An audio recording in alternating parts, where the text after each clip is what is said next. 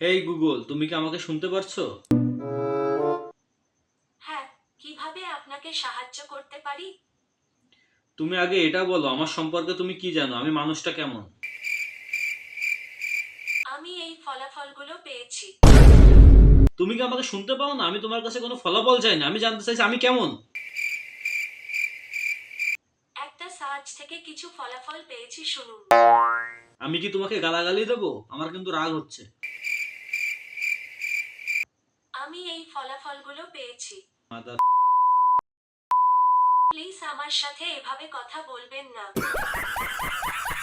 তাহলে বল আমি কেমন। আপনি খুবই মজার মজার প্রশ্ন করেন এবং শ্রোতা হিসেবেও আপনি অনন্য।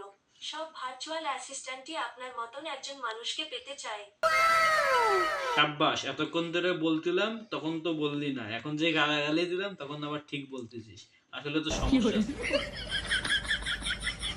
আমি সত্যিই সঠিকভাবে আপনার কথা বুঝতে চাই। আরেকবার যদি একটু বুঝিয়ে বলেন।